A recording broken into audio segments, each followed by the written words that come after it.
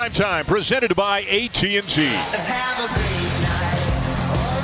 There's a point in the college basketball season where a game is more than just a test. Take Florida versus Kentucky. On the surface, it's a mid-season top-seeded SEC battle. Yes! That is big time. But beneath, you don't even want to know. That blue you will see left on the court when the game is over will be blood. There's the response they're looking for. Left there by the team that walks away the victor, not the victim. A stain of pride, of SEC superiority. Of the team that knew it took more than just playing the game to pass the test. Tonight's game is part of ESPN's Journey to the Tourney, presented by Sonic, a season-long spotlight on games that will impact the tournament. For more on tonight's matchup, here is Maria Taylor. Well, Dan, when sophomore Florida guard Kayvon Allen takes the floor against freshman Kentucky guard Malik Monk, it won't be the first time that these guys have played on the same court or against each other. They played summer league ball together when they were 16, and even in elite camps. Malik Monk remembers this play to a T. I showed it to him at shoot-around. He says the one thing that he remembers about playing with this guy is that he was buckets on the move. He could score at any given time. Now, they also played against each other in the 2014 state. Monk had 25, but Allen had 28 and got the win. And the guys say if they guard one another, they know exactly what to expect, guys. Yeah, you would think so, going back the number of years that they do. De'Aaron Fox will start on the bench. Again, he missed the game Tuesday night against Georgia, an overtime win for Kentucky because of an illness. May play tonight, but will not start. We'll see how that impacts Kentucky's offense, which is one of the best in the country.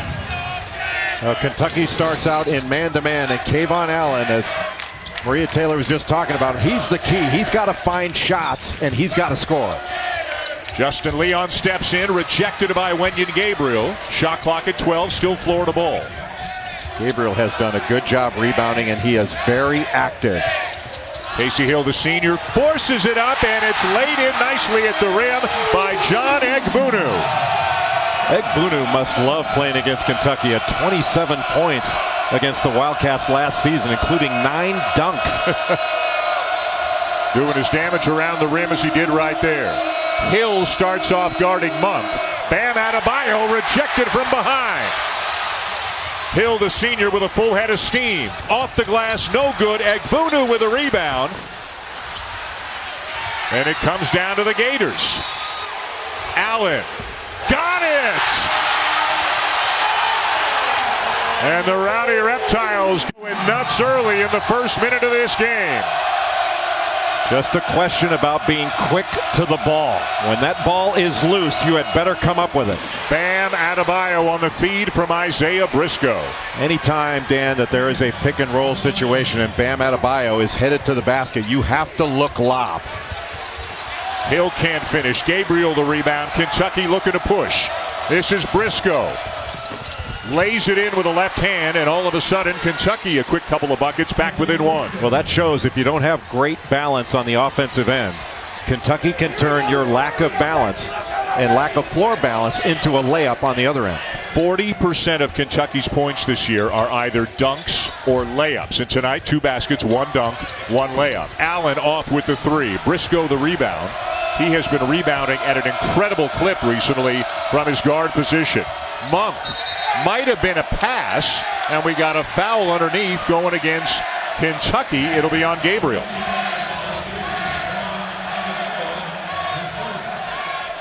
John Calipari, an amazing run. Every year, of course, a brand new set of tremendous freshmen. So there's always a learning curve. Loves the upside. Loves the kids that he's coaching right now. Feels they're still learning, though, at this point, and it's really midway, past the midway point, pretty much of the conference season. Well, anytime you have all new players, and especially all new freshmen, it's a teaching challenge every year. You're having to teach things every single season instead of having older players. Here comes the double. Great pass out of it. Leon from the corner. And another rebound for Briscoe. Anytime you double team in the post, somebody is going to be open. That was a good pass out. Too deep. Adebayo with the left hand. Down with the rebound, Leon. Egbunu did a nice job of challenging Adebayo, but if you let him get it that deep, it's usually going to be a score, a foul, or both. Another three, and this time it will go for Casey Hill. Just his 6th three in 28 attempts on the season. But taken in great rhythm because of the excellent penetration by Kayvon Allen. When he is that assertive, he can open things up for his teammates. The answer at the other end by Gabriel on the feed from Briscoe. Briscoe had a triple-double earlier this season. He's stuffing the stat sheet already tonight. Casey Hill was a McDonald's All-American as De'Aaron Fox comes into the ballgame for the first time. But watch this great penetration by Kayvon Allen. He draws Dominique Hawkins, and that leaves Casey Hill wide open. Now, you almost never want to help off a strong side corner shooter, especially a corner three-point shooter. But Hill's not a great shooter, and so you can help off a little bit, but you can't leave anybody that wide open. Hill pulls up at the free throw line, and it is out of bounds to Florida. So De'Aaron Fox, as mentioned, if you weren't with us off the top of the show, missed the Tuesday game against Georgia with an illness. Didn't practice Wednesday, Thursday, Friday. Went through the shoot-around earlier today. Did not start, but is into the game 3.5 minutes in. The SEC leader in assists, and without question, one of the best freshmen in the country this year. And you wonder what kind of stamina that De'Aaron Fox is going to have. He hasn't practiced since he took ill on Tuesday.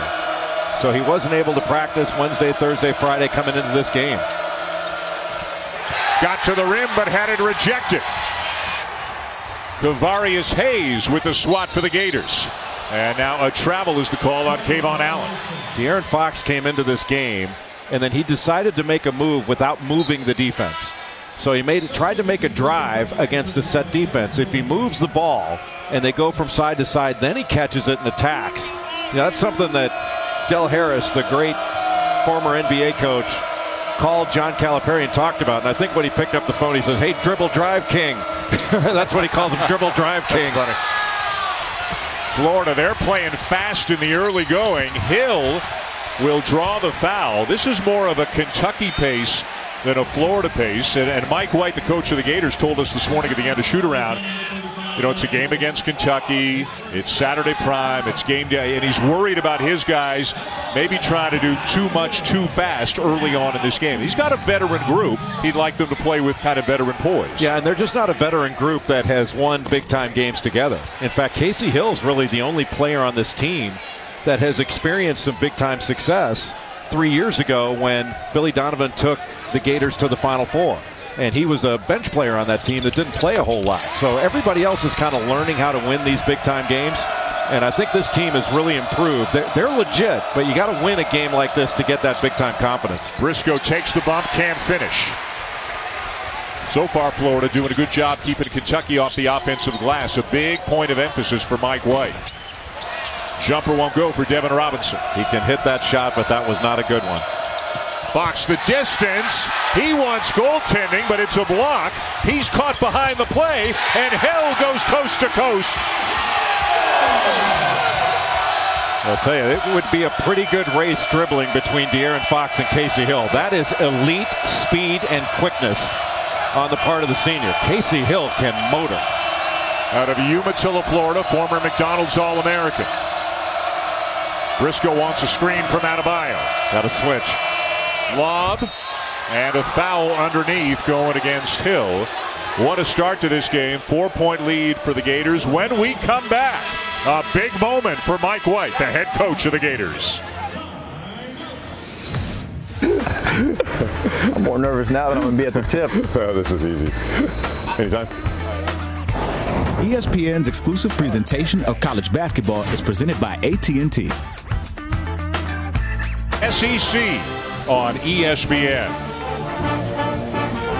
Second year for Mike White as head coach of the Gators. Not yet 40 years of age. He played at Ole Miss, a 4-year letter winner at Ole Miss back in the late 90s, and left school 6th in Ole Miss history in assists. Was an assistant there, then a head man at Louisiana Tech for 4 years.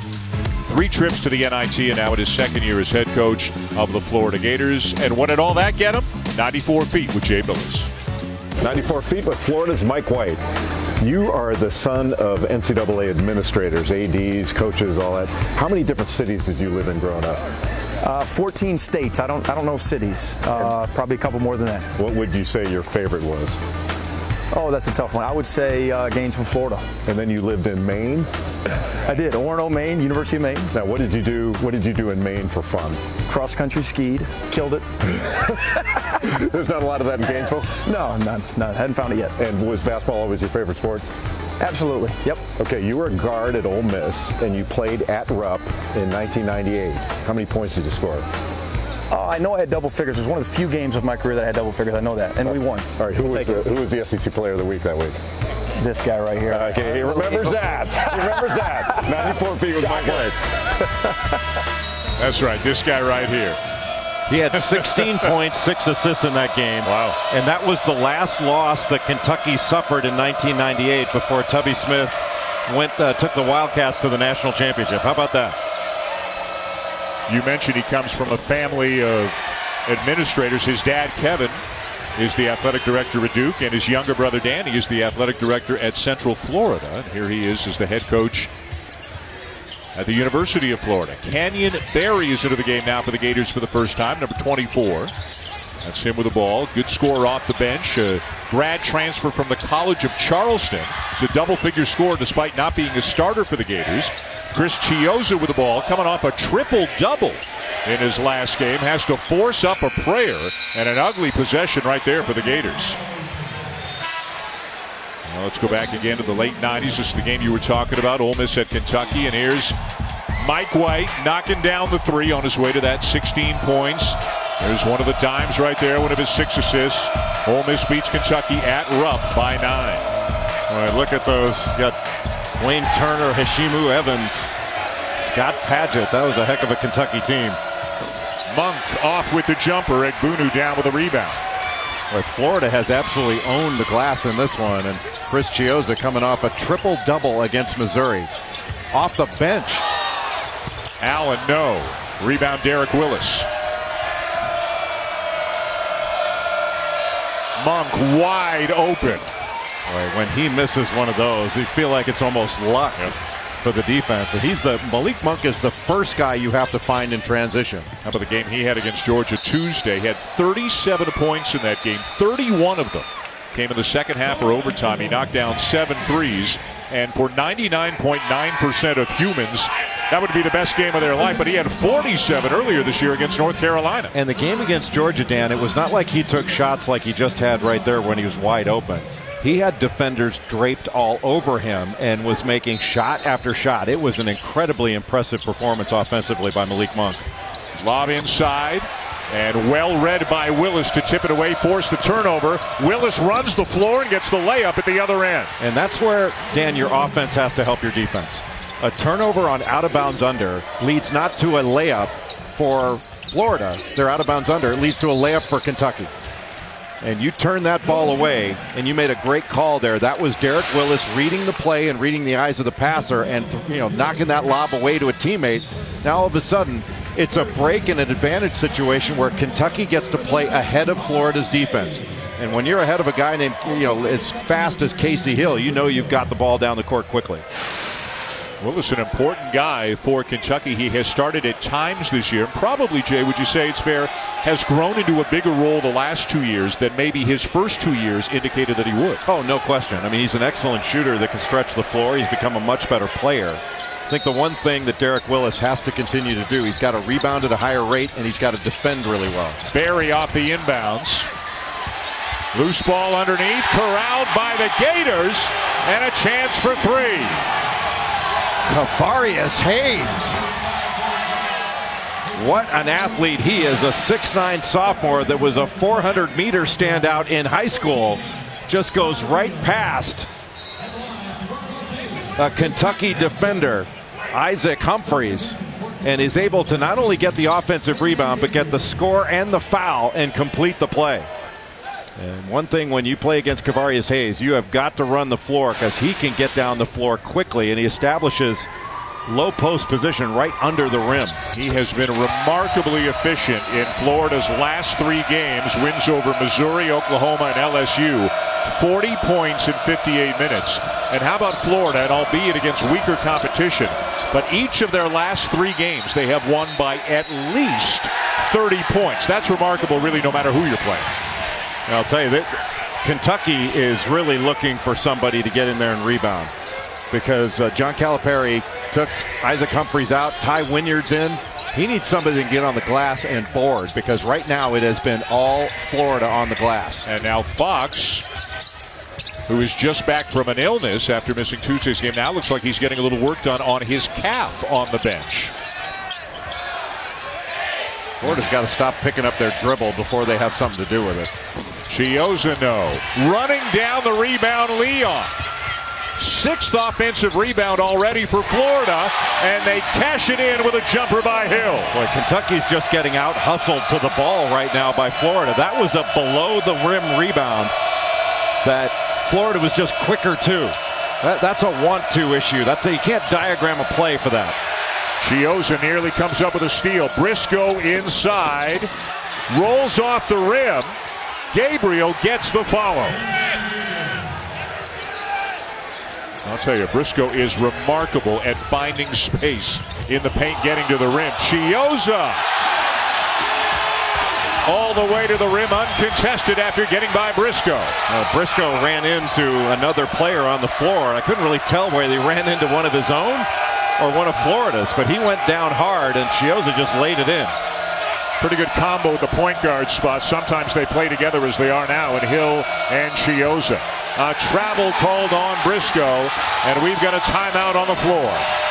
Chris Chiozza, Jr. from Memphis, Tennessee, has always been a disruptive defender, but here he is, just going right past Isaiah Briscoe, got tripped up. Easy layup.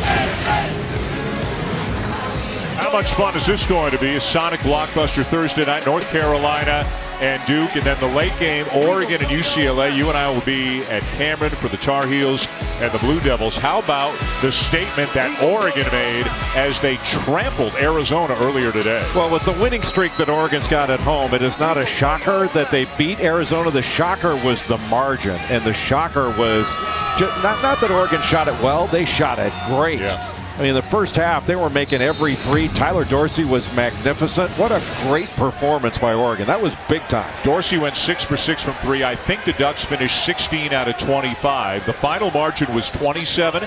That flattered Arizona. It was as many as 37 earlier in the game as Kentucky goes into a zone coming out of the timeout. Yeah, 2-3 zone, because they cannot keep this Florida team out of the lane, and they cannot keep them off the glass.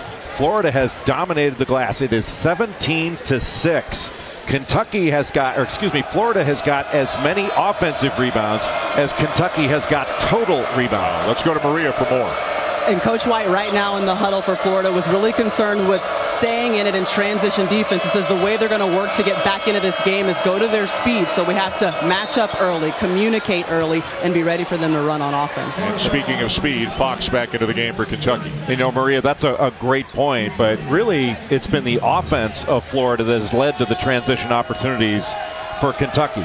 And when Florida runs good offense, when they don't turn the ball over, when they don't take a bad or a quick shot, they've got a much better opportunity to get back and to play 5-on-5 in the half court against the Wildcats.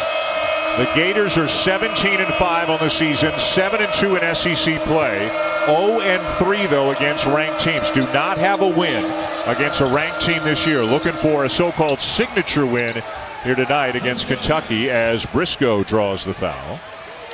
Rivalry week starts Monday on ESPN. Boy, we are flying through the season, aren't we? How about Louisville taking on Virginia at 7 o'clock Eastern time, and then at 9 Eastern, a great rivalry, Kansas and Kansas State. Kansas was beaten at home today as their 54-game home winning streak is over. Kansas losing to Iowa State. Meanwhile, Kansas State went on the road to Baylor, and they beat the Bears. So number 2 Baylor, number 3 Kansas, number 5 Arizona, and number 7 West Virginia have all lost already today. So not much of a change at the top of the standings in the Big 12 after all that.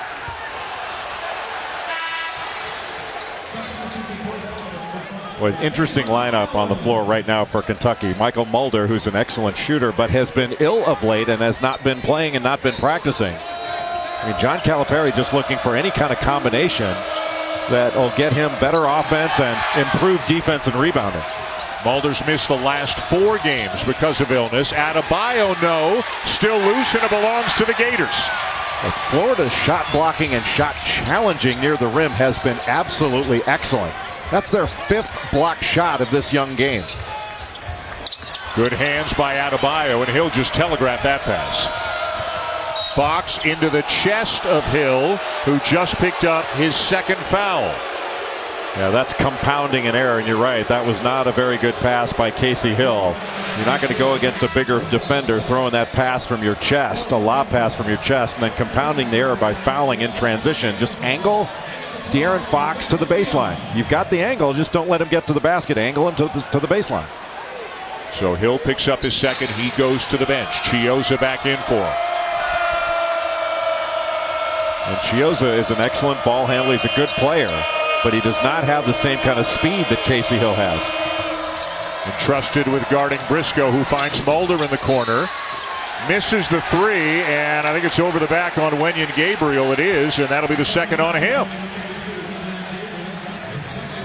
And that's going to bring Gabriel to the bench and bring Malik Monk back into the game for Kentucky.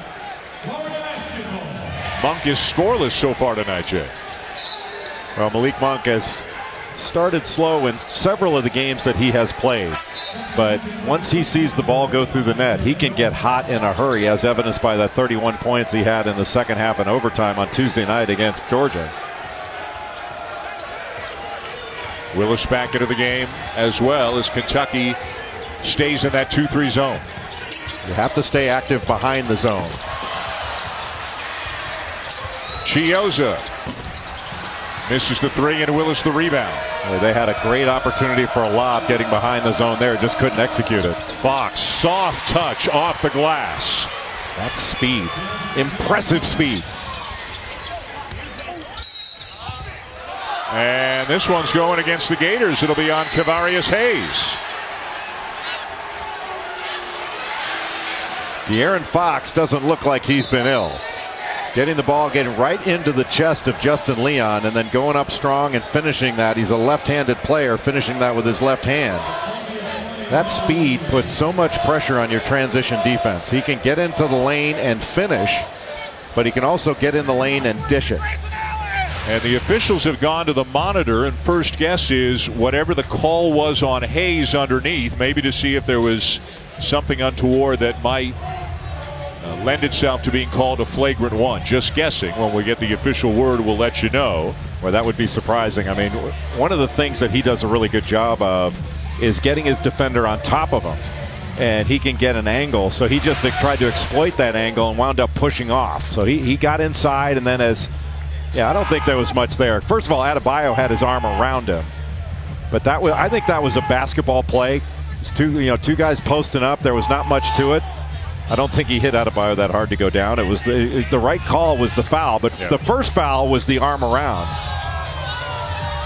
Well, that's a tough one. I think that was a good call, but I don't think it should be any more than that.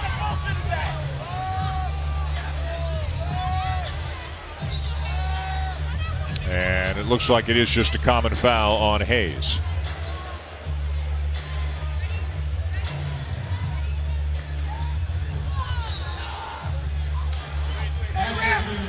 So an offensive foul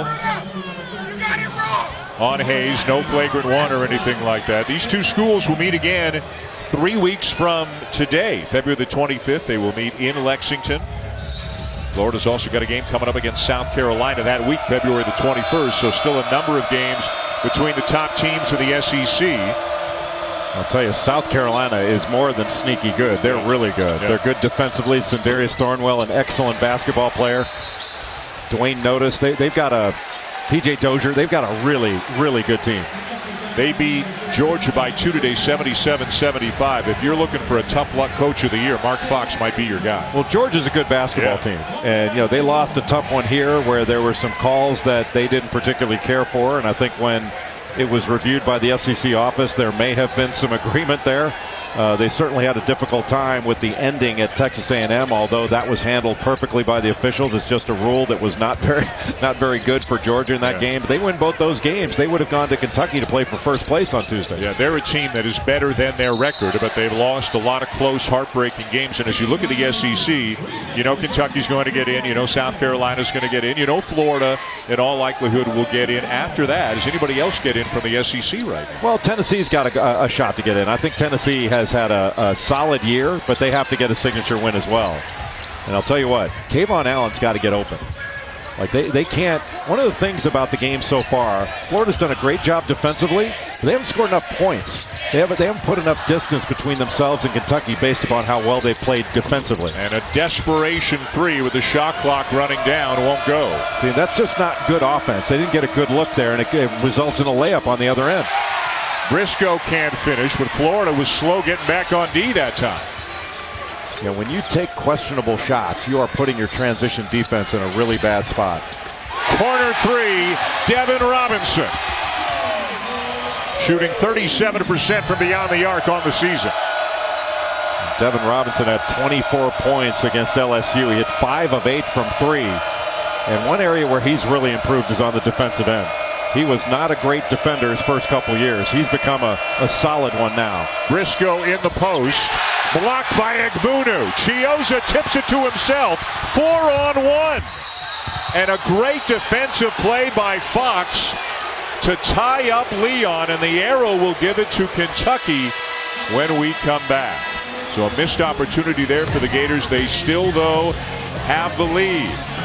They've gotten inside early. They've knocked down some threes. They've got an 8-point advantage on the Wildcats here at the O-Dome.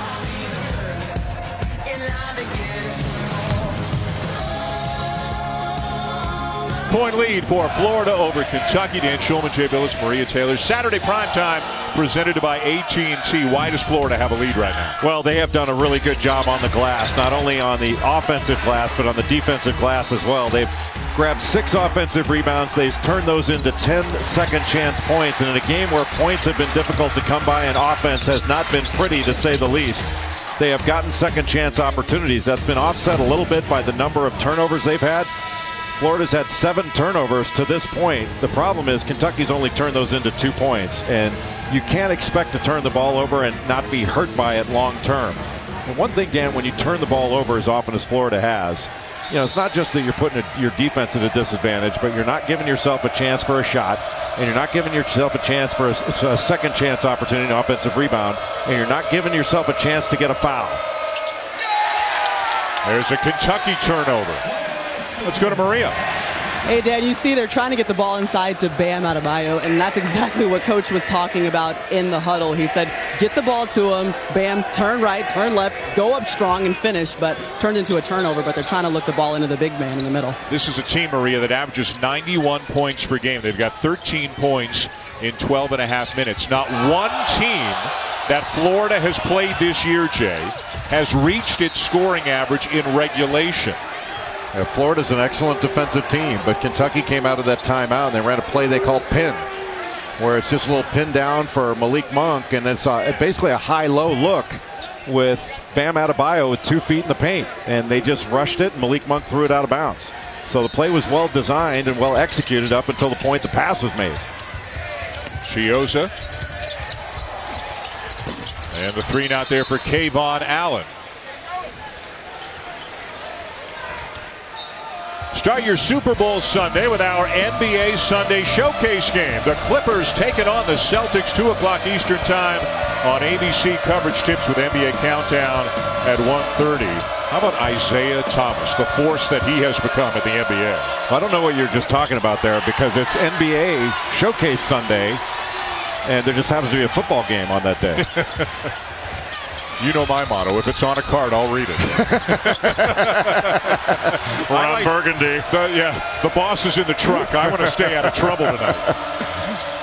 Fox coast to coast. Who's it out of bounds off of? It will stay with the Cats. Mike White thinks it went off the leg of De'Aaron Fox, but boy, so many opportunities for Kentucky in transition.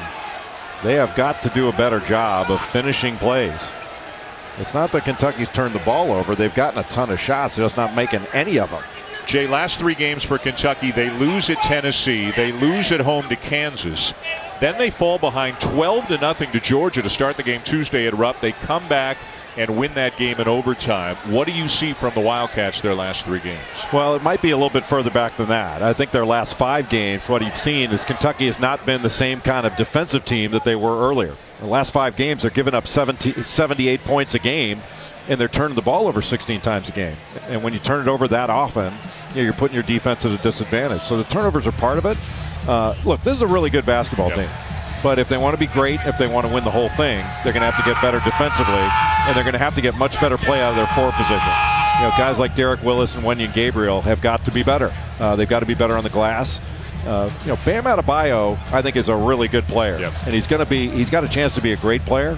But at his size, with his strength, he should be averaging more than 6 rebounds a game. This has got to be a better rebounding team, and right now they're getting beat up on the glass on both ends of the floor. A team that's not been a great rebounding team this year in the Gators. The delay right now is a clock issue. Apparently the game clock was not running for a while, so they're going to have to look at the replay and decide how much time should come off the clock. It froze there at 7:06 as the game continued. Florida went all the way down the court, so they're going to have to take a lot of time off. I'll tell you, Dan, what you're seeing here, in addition to looking at the clock, you've seen some pretty significant mistakes. I mean, Bam Adebayo trying to dunk the ball when he should have just put a little jump hook in. And then Kayvon Allen of Florida has got to get going. I'm not sure that Florida can be the team that they want to be without Kayvon Allen being a legitimate threat out there and putting points on the board. He's really, really good. Sophomore from Little Rock, Arkansas, better than 13 points per game. He's the leading scorer on a balanced Florida Gators team. You can see North Carolina and Duke coming up Thursday night, 8 o'clock Eastern time, with Oregon UCLA right after that at 10. Game Day Gang will be there for a 1-hour show from 7 to 8 at Cameron. Duke with a win over Pittsburgh today in Mike Krzyzewski's return to the sideline after missing about 3.5 weeks recovering from back surgery. North Carolina will play Notre Dame tomorrow in Greensboro. That game was originally scheduled for today in Chapel Hill, but because of the emergency, the water crisis that they're having in Chapel Hill right now after a broken water main, the game has been postponed and relocated to Greensboro tomorrow. Really an odd situation in Chapel Hill, and you hope everything gets straightened out there just for the sake of the residents of Chapel Hill. But when I first heard about a water main break, I thought a water main broke in the Smith Center and they couldn't play because of the arena, but it turns out the entire city. Yeah, much larger problem, and we hope it's a short-term thing, that everything will be hopefully back to normal before long. Here's a look at some of the craziness that went on today. Kansas had won 54 in a row at home. That's 51 at the Fog, 3 at the Sprint Center. That streak is over. Iowa State goes in there. Deontay Burton had a big game. They win in overtime. Kansas State goes to Baylor, knocks off the number 2 team in the country. West Virginia loses at home to Oklahoma State. And we talked about Oregon, again, demolishing Arizona. That score flatters the Wildcats. Oregon making a huge statement, and they right now control their own destiny to win the Pac-12. Really a remarkable performance by Oregon. You know that Oregon's a contending team, but for them to beat down an excellent Arizona team that has been playing very, very well, that was really impressive. Monk, tough jumper, short. An excellent challenge by Florida. That was a good move for Malik Monk to get open, but a beyond challenge shot. That was a difficult shot. Monk still looking for his first points. He's the SEC's leading scorer. Fox with Egbunu on him, drives right at the big man and draws the foul. Boy, smart play by De'Aaron Fox. He knows that John Egbunu cannot guard him out front, and he went right into his chest just to draw that foul. And Egbunu saying, hey, I'm backing up. What do you want me to do? And it's actually Barry who has been charged with the foul, which would be his second. And Fox to the line, the freshman out of Houston, averaging about 16 points and 6 assists per game. You just get the feeling, Dan, watching this game, that as well as Florida has played on the defensive end, and they have played extraordinarily well defensively, holding Kentucky to just 14 points with 6:19 to go in the first half, that Florida's not put enough points on the board given how well they've played. And for Kentucky to only be down 6 after the nightmare they've had on the offensive end, That's a pretty darn good result for the Wildcats. Kentucky shooting 23%. Florida's only shooting 31%. Yeah, and that's a problem for the Gators. They got to do a better job on offense. They continue to turn the ball over and shoot themselves in the foot. But Mike White wants them to continue to play defense. He knows their offense is up and down. It's inconsistent. What he wants is consistent productivity on the defensive end and consistent want to at that end. Good pass. And Adebayo will head to the free throw line after being fouled by Leon. Boy, that was a fabulous pass by Malik Monk, who was coming off the baseline. Little baseline runner coming off Bam Adebayo. And then immediately, look how Adebayo gets that angle and gets right into Egbunu's chest. Pushes him up the lane without fouling and gets an easy angle to the basket. 62% free throw shooter on the season. He misses the first. Egbunu sits down after picking up, or Egbunu will sit down. The foul was on Leon, but Egbunu sits. I mean, the score of the game looks like Kentucky and Florida have been playing pickup, and they're scoring by ones. Allen got it. Great feed by Chiozza. How did he see Kayvon Allen in that opposite corner with that wraparound pass? And that one maybe will get Kayvon Allen going, because he needs to get, what a move. Fox blows by Allen and draws the foul. Chris Chiozza coming off of a triple-double in which he had 12 points, 11 rebounds, and 10 assists. Gets in the lane and whips that pass cross court. And maybe that'll get Allen going. The leading scorer for this team, averaging close to 14 points a game. In his last 3 games, he's only taking 22 shots. He's got to get more shots than that. How about that move by De'Aaron Fox? Just gave a blur. He just gave a tiny little shake to the right, and he was gone. That was absolutely spectacular.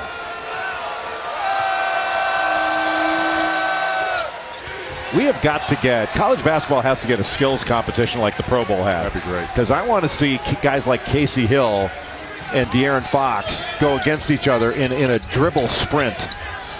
That would be awesome. And then a dodgeball game wouldn't be bad either. That goes without saying. Into the game for Florida for the first time, Eric Hester, a freshman out of Clearwater, who's taken on a larger role in recent games. Second three of the night for Devin Robinson. All right, that's the kind of offense that Florida needs to see. Get into the lane against this zone, kick it out to open shooters. A carry is called on De'Aaron Fox.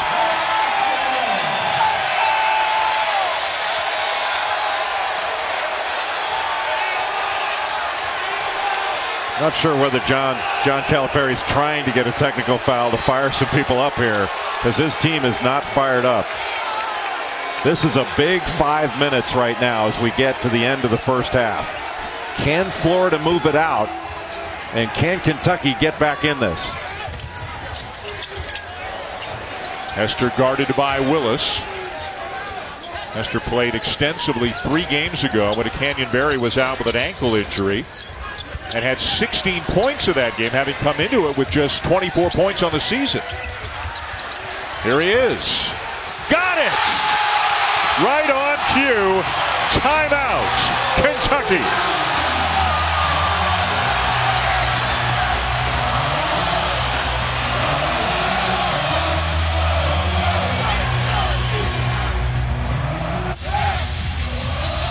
Still rocking here with the O-Dome. John Calipari spent most of the last 30 seconds yelling at the officials. Just now went into the huddle to talk to his team. It felt like, Jay, Kentucky was making a bit of a move, but then a couple of threes by the Gators, a carrying call that Calipari didn't like, and all of a sudden it's a 13-point lead for the Gators. Well, John Calipari was talking to the officials, but once he got back into the huddle, he was tearing into a couple of his players. Derek Willis, one of them, for giving up 6 points on coming off shooters. But Kentucky, you're not going to be able to hold the team down for an entire half. And so far, Kentucky has been held down by Florida's defense. But part of it has been some of the decisions Kentucky's made. They've turned the ball over. They've made some bad decisions on the offensive end. They're 6 for 26 from the floor. Monk, as mentioned, the leading scorer in the SEC, better than 22 points per game, still scoreless tonight. He is 0 for 5 from the floor. Foul is on Egbunu. You know, Dan, one of the things about Malik Monk, he's such a great jump shooter, but he's got to be active when he catches the ball to be able to shot fake, put the ball on the deck. He's got to find a way also to get to the free throw line. You know, he's such a great athlete. He can be a better driver, and he can be a much better rebounder than he is right now. He's got greatness in him. We've seen the greatness from the scoring standpoint, but I think he can show it in other areas of his game. Yeah, you see that big goose egg to the right. Tonight, 0. But he can, in a hurry, match that number to the left. Yes, he can. Just ask Georgia about that. Fox to the bench. Hawkins back in for Kentucky. 1 of 2 for Adebayo. Meanwhile, Florida getting a lot of minutes with Chiozza at the point. A quality backup, a junior, with Casey Hill. He's been on the bench with 2 fouls since about the 10-minute mark of the half. And now a foul going against Egbunu, who quickly picks up his second. Well, not a smart play by John Egbunu. You know, he's so big and strong, he can hold that position that he's got. He doesn't need to dislodge, especially when the referees are looking to call this right now. They've got these 2 big bodies in there. You know, 2 years ago, that wouldn't have been a call. It is now. And the players have to adjust to it. So Egbunu to the bench with 2. 4 different Florida players have picked up 2 fouls this half. And as a result of that, we get our first look at a walk-on. A 6'10 senior transfer from Stanford, number 32, Skylar Rimmer. And they need to go to Adebayo right away against Rimmer. They did. He bobbles it. Briscoe comes up with it. Briscoe driving by Rimmer on the baseline, and he lays it in. Boy, what little guy is better on the baseline than Isaiah Briscoe? You know, he reminds me a little bit. He's bigger and thicker. But remember Stevie Thompson? Oh, yeah. At Syracuse? Outstanding. Now, Thompson was a better player, but he's so good along the baseline at just 6'4". Briscoe, you did the game Tuesday with Brent Musburger. Brent's last game, the overtime win over Georgia. Briscoe had 23 points, 11 rebounds, and 8 assists against the Bulldogs in that game. Yeah, I hate to break it to you. This is your last game, too. Oh, really? Yeah. Well, sorry to be the one to have to tell you that. Yeah. Unlike Brent, I didn't know that was coming. We'll be back. We've got some things to sort out during the timeout. I'll be back. Yeah. John Calipari's got some things to work out during the timeout as well.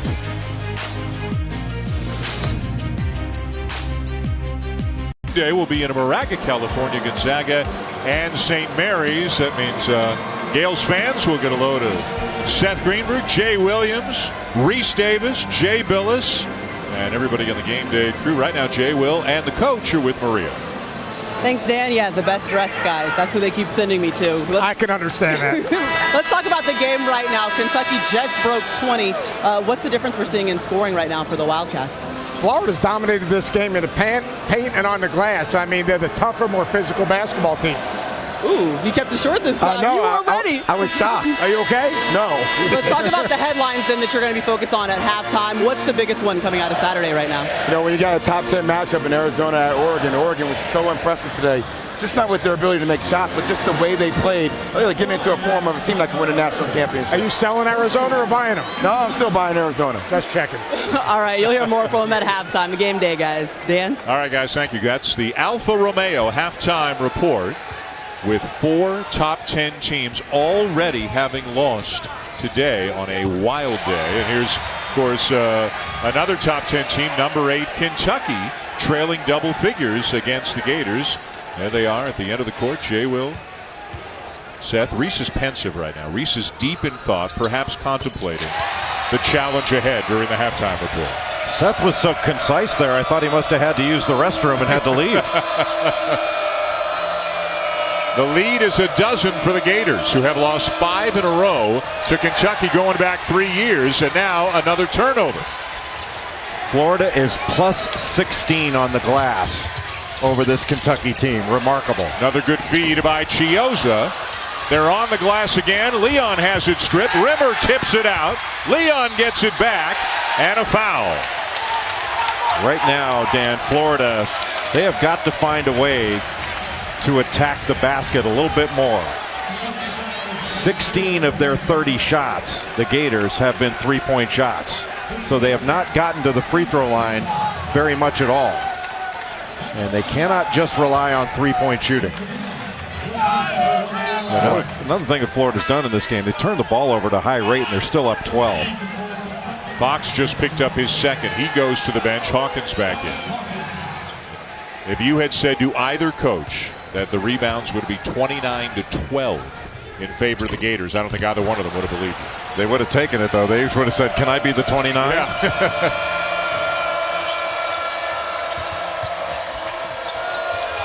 Mulder.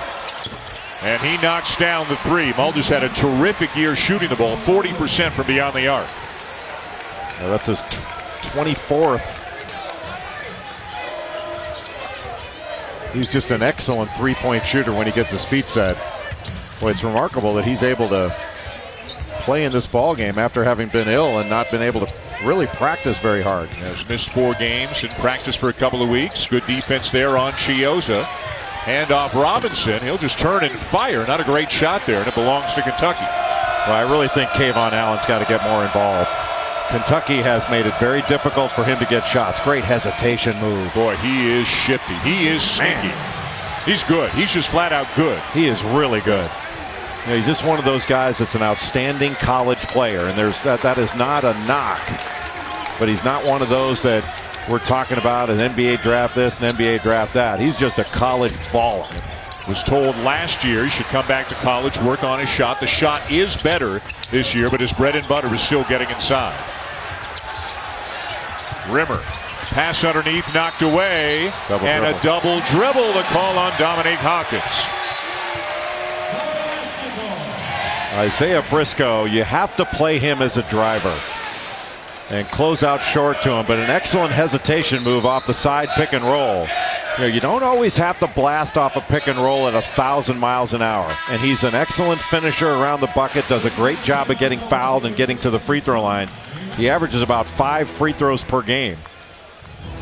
But he's an all-around really good player. You know, good rebounder, good assist guy. He can play point for you, an excellent defender. Just one of those versatile do-it-all players that every coach would love to have. And he's a great dodgeball player. Yes. Well, one of the reasons we kind of fixated on dodgeball tonight. One of the reasons Florida's leading, as we mentioned, they've dominated on the offensive glass. Another reason they're winning, Jay, they've already knocked down 6 threes in this game. Yes, last time out is 6 out of 15. They've taken a couple more and missed them, but it's mostly been off penetration or when they've moved the ball from side to side. So when their shot selection has been of that variety, basically in rhythm shots. That was a tough one there, knocked down by Eric Hester. That would have been a good one for a shot fake and drive, but he knocked it down right in the face of Derek Willis. But the number of threes that they have taken relative to their other shots is a tad bit high. And I think they still want to be attacking because there's only a 7-point lead, and as well as they've played, that is not a very big lead. Another offensive rebound, this time by Robinson. Allen hangs and hits. Boy, another offensive rebound that leads to an easy score. And give credit to Chris Chiozza. He could have taken that three, but got him a layup instead by being smart. Chiozza's done a nice job on Monk when he's been on him. He's staying low and making it difficult for Monk to get past him. And Monk still scoreless with a minute left in the first half. Hawkins a good look at a three. And a good block out there by Leon, allowing Allen to come up with a rebound. The wrong guys are shooting too often for Kentucky.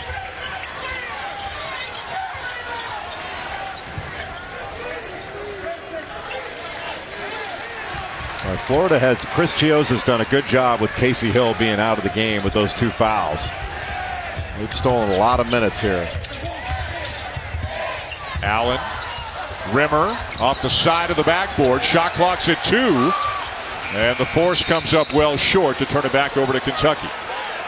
Well, the only positive about that bad possession was that the turnover on the shot clock violation was not a live ball turnover, so they get to play 5-on-5.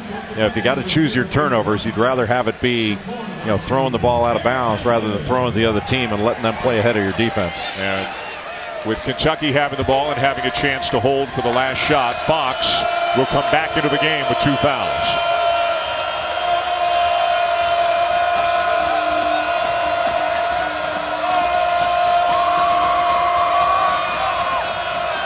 A noisy O-Dome here in Gainesville. 9-point lead, Gators.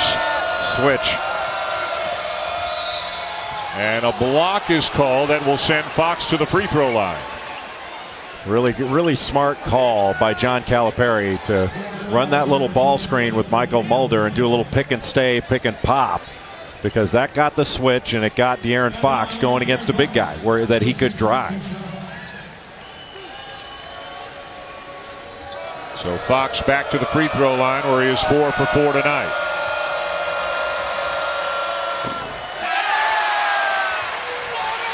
And this is where a free throw block out for Florida is a big play.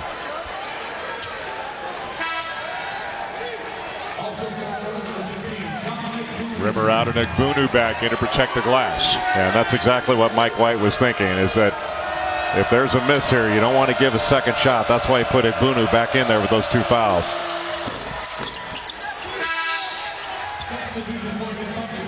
And now Fox will sit right back down with 3.2 seconds to go. See if the Gators can get something going here to close the half. You can get the ball all the way to the rim with 3 seconds. Chiozza, the pull-up for 3. Pretty good effort. Won't go down for him, and Florida with an 8-point lead at halftime as Kentucky is held to its lowest scoring half of the season, and one of the big reasons why Florida demolished them on the glass. Maria's with Mike White. Coach, you were able to hold Kentucky to scoring just 26 points in the first half. What was working for you defensively? Guys are playing hard. We're swarming to the ball. We're not doing a good enough job in transition D. These guys are incredible in the open floor, and their initial push is unbelievable. They're really hard to block out, of course. Done a good job on Monk. Thank goodness. We've got to find a way to get into a decent offensive rhythm ourselves. 2 teams defending at a high level. What would you like to see more of offensively then? We got to figure that out at halftime. I'm lost right now. I'm lost. We've had a couple looks. It's hard to. We got to get on the offensive glass a little bit. I know that. We've taken pretty good care of the basketball, but there's not a lot of open space for us either against a really good defensive team. All right, thanks for your time, Coach. Thank you. Mike White, head coach of the Gators. They are up 8 on Kentucky at the half. Reese and the guys getting ready for the Alfa Romeo halftime report. It's coming your way right after these messages. Presented by AT&T.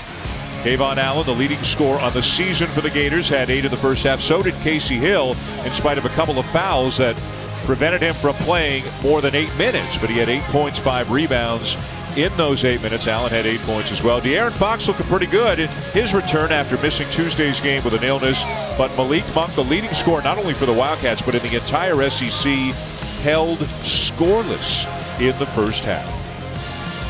Tonight's game is part of ESPN's Journey to the Tourney, presented by Sonic, a season-long spotlight on games that will impact the tournament. Florida looking for its first win over a ranked team this season. Dan Shulman, Jay Billis back with you here in Gainesville. Why do the Gators have the lead? They played harder. They've gotten to the glass. They've gotten to the ball. They've been really good defensively. Florida only shot 34% in that first half. As you mentioned, Casey Hill only played 8 minutes. 8 minutes, he had 8 points, 5 rebounds, and 2 assists. He's got to stay on the floor. And Kayvon Allen's got to continue to play at a high level on the offensive end to get some points, because this Florida team turned the ball over 12 times in that first half, and they still have an 8-point lead. And you can't expect Kentucky to stay down offensively for this entire game. Kentucky played about as poorly as they are capable of playing. They were out-fought, out-scrapped, out-hustled, and Malik Monk on his birthday has a goose egg right now, and you cannot expect that to continue either. That is tonight's Sonic Showdown. For more, let's go to Maria Taylor. Well, Dan, right now, Coach Cal is shocked, but it's not because the Wildcats are down. It's because they're only down by 8. He said, we shot at 30%. We were out-rebounded 33-14, and he cannot believe that right now they're only down by 8 points. Now, he said he did talk to Monk. The problem with him right now is he feels as though he's fading away on a lot of his shots, and also that he's not being patient. He told him the ball's coming right back into his hands. We know he's an elite scorer, so that's exactly what Coach Cal expects him to do in the end of this half. All right, Maria, thank you. Opening up the second half, Allen with a corner 3. And the rebound down to Fox, who didn't start the game, does start the second half. Monk around and out. And the birthday boy, 19 today, as you mentioned, still scoreless. Hill trying to go coast to coast. The kick back to Leon. Yes! But Casey Hill, when he is in the game, has really brought some speed to this Florida team. He gets the ball down court so quickly and gets it into the paint, and that opens up the entire floor for his teammates. He is the only Florida player who has experienced victory against Kentucky. That came 3 years ago as Adebayo slams it home. Boy, and that's Malik Monk. When he puts the ball on the floor and attacks, he is not just a jump shooter. He opened that up for Bam Adebayo, and that's the easiest shot Adebayo's had all game long. And Hill a little shaken up. Squinting, may have gotten hit in the eye, so Allen brought the ball up before handing it off to him. One thing with Kayvon Allen being guarded by Malik Monk, he has got to go right at him. Make the best scorer for Kentucky guard on the defensive end. Leon Dangerous from the perimeter, left the three short. And Derek Willis, who did not start the game tonight for Kentucky, but does start the second half, comes down with a rebound. A good job defensively by Casey Hill to hold Isaiah Briscoe to one side of the floor, force him to the baseline. That was really well done by Hill. Malik Monk, when he puts the ball on the deck, he's a better player than when he's just a jump shooter. Briscoe slowed down by the Florida defense again, and the shot clock down to 7. Fox, long two is there. But De'Aaron Fox doesn't look like he's had any ill effects from being ill. Usually when you're out for multiple days and you haven't been, he couldn't even get out of bed on Tuesday. Usually it's hard to play extended minutes, especially on the road. Hill up top, Adebayo down with a loose ball. Fox pushing it, finishing it, and drawing the foul. You make one mistake and it is a layup on the other end. That turnover on the drive and then the lob, once it's knocked away, layup. That's how fast Kentucky gets the ball down the court. And this is the Usain Bolt of college basketball when he's dribbling. I don't know that anybody, even Casey Hill, as elite of a speedster as he is, can come as close to De'Aaron Fox with the ball in his hands. What's that, about a 3-second possession? Kentucky plays at an incredibly fast pace, 8th fastest in college basketball, and one of the big reasons is when Fox gets the ball, he goes. Sometimes it's 3 or 4 seconds down the court. And whatever he had, I bet most coaches say, man, breathe on my players, see if they'll catch it. Mulder was out for 4 games with an illness. He's back tonight. Sasha Kalia-Jones is under the weather, and he has not played. He was not at practice earlier today for Kentucky, so they've been shorthanded. They're still somewhat shorthanded tonight, but having Fox back is huge. Chiozza checks in. Tough shot. It looks like they got Bam Adebayo trying to box out Kavarius Hayes. And see how John Calipari feels about that. First on Adebayo. And Fox has gone to the bench for Kentucky. Hawkins back in 2.5 minutes into the second half. And is he okay? Remember, he was getting some work done on his calves in the first half, but he appears to be all right now. Boy, beautiful spin move by Canyon Barry. Known as a shooter, but he's got a great shot fake.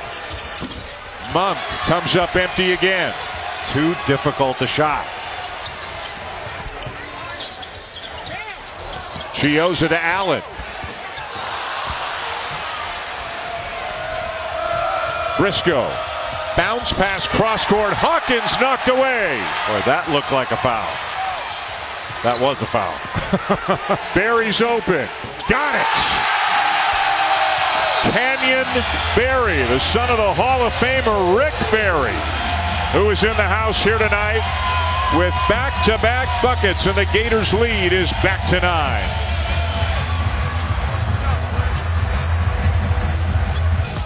Canyon Barry, a grad transfer from the College of Charleston, averages almost 13 points per game off the bench. Nice spin move for his first bucket of the night. Then he knocks down to 3.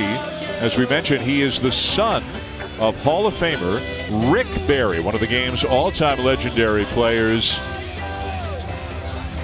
And he's into it here with the O-Dome, and he is with Maria Taylor. You're right, Dan, and Rick actually comes to every home game to watch his son play. When you see him get some back-to-back shots the way that he just did, what's your reaction up here in the stands? Well, I love watching all my boys play. I had the luxury of seeing Canyon more. I'm just glad he finally showed up. He didn't do much in the first half and got a silly foul that cost him playing time. But when he gets involved, he can get on a roll like that. He can get to the basket, shoot free throws, obviously. So hopefully the team will continue to play well, not turn it over. They didn't shoot it well. They had a lot of turnovers, a lot of forced shots, and yet they still have a lead on a really good team. So hopefully they'll continue to play well. Now, the word on the street is that he asked that he wanted to learn how to shoot underhand 3 days before his junior season. What was your reaction when he said that at the free throw line? Yeah, it was like maybe 2 weeks before. And I'm going, son, this is great. I said, I'm happy. But don't you think it would have been a good idea if you wanted to do this the start of the summer? But he's worked at it, and he's got himself now where he's got to figure out what he needs to do to get to 90%. That's his goal, to become a 90% free throw shooter. So hopefully he'll reach that goal. All right, maybe we'll see him at the free throw line. Thanks for your time. Thank you. My pleasure. So for those who don't know, haven't seen, Canyonberry shoots his free throws underhanded, as his dad, Rick, did his entire career. Rick is one of the great free throw shooters in basketball history, 89% in his career. Canyonberry, who's not been to the line tonight, has made 27 in a row at the free throw line this year and is an 88% free throw shooter on the season, as Malik Monk is finally on the board. Well, Chris Chiozza turns it over. And again, Kentucky able to play because of the turnovers ahead of the Florida defense. And now Malik Monk has seen the ball go through the net.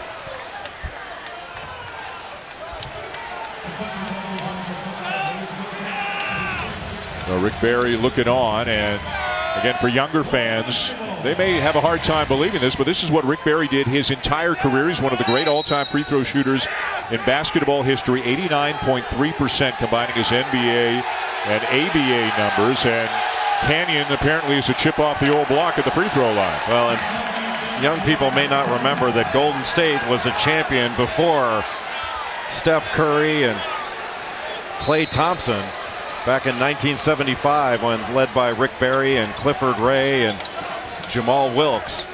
Jeff Mullins, the Golden State Warriors, beat the Washington Bullets for the NBA championship. Robinson fouled and will head to the line.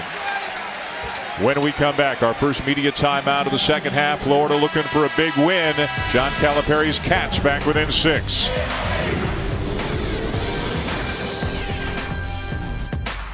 ESPN's exclusive presentation of college basketball is brought to you by Travelocity. Wonder wisely.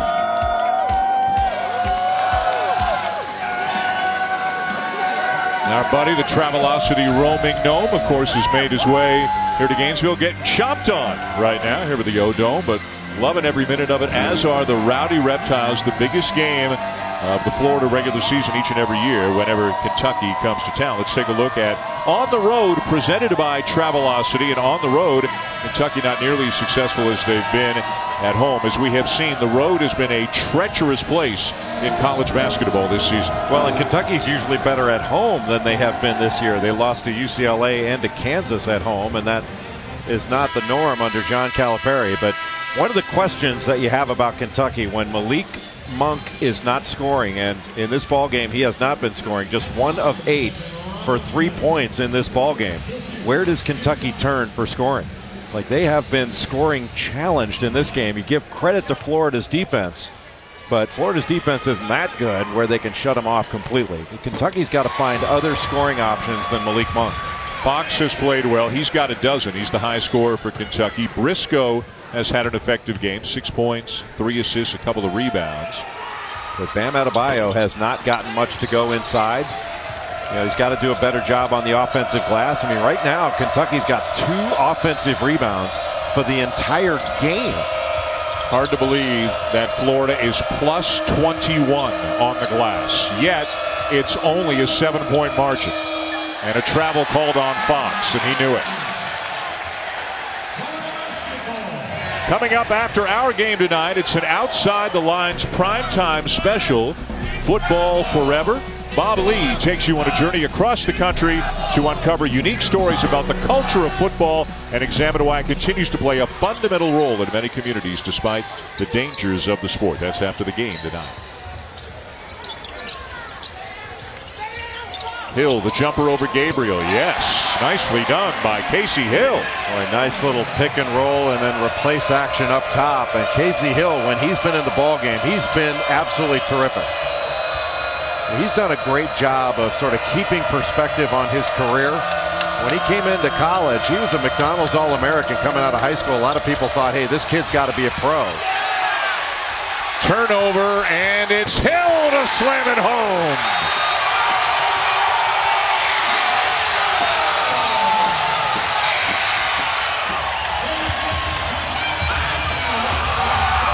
And another timeout here in Gainesville as the Gators have the lead back to 11.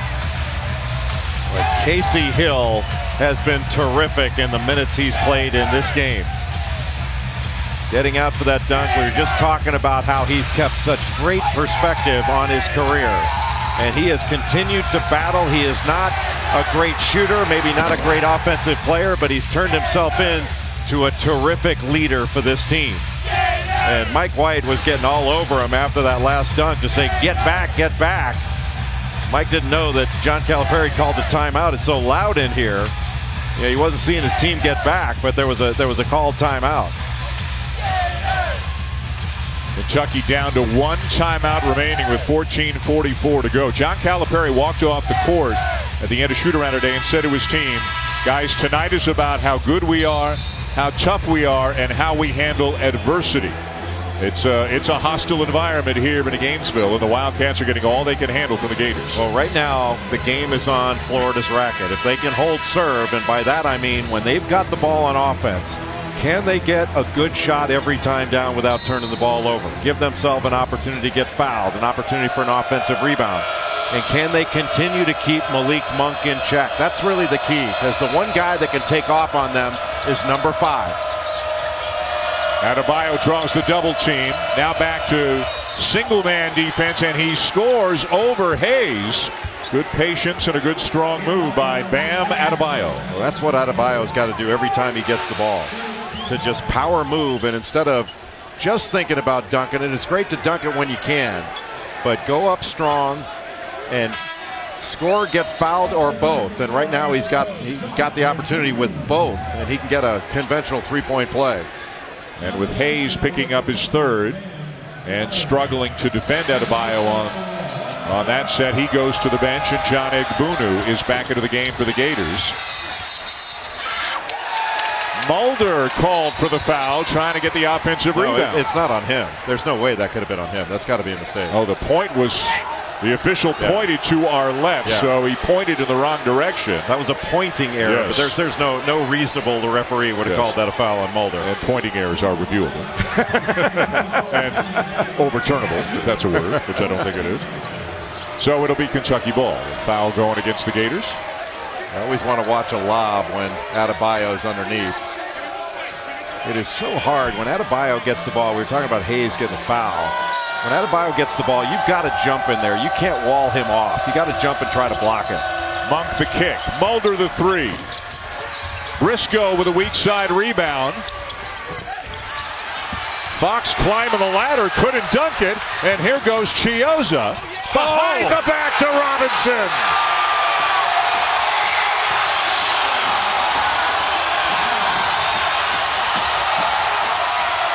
What a slick play by Chiozza. Monk forces it up and in at the other end. De'Aaron Fox looked like he had a tip dunk on one end, and it turns into a dunk on the other because of the heady play by Chris Chiozza, and that pass back was spectacular. Hill's having himself a night. And it has been a hill to climb for Kentucky. Casey Hill, this has been perhaps his best game. Boy, good luck trying to keep Fox out of the paint when he's determined to get there. Yeah, he's got unbelievable speed.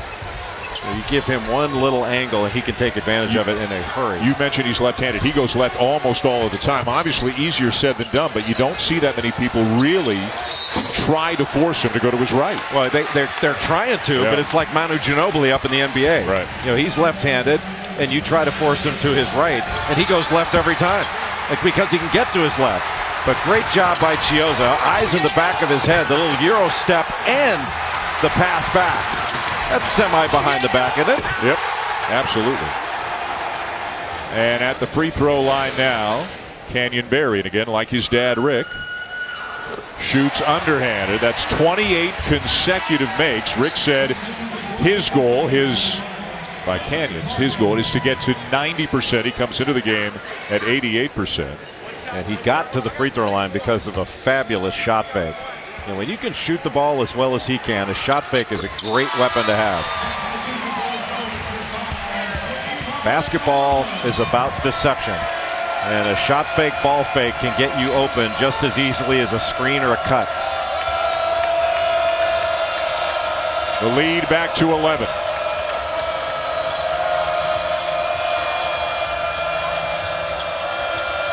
Monk sheds the defender and knocks it down. He is heating up here in the second half. You know what? And his first shot, Dan, was after his first make, I should say, was after a Florida turnover. And now he's got it going. Now he's seeing a big basket. That was a big-time pull-up jumper. Chiozza did a good job there.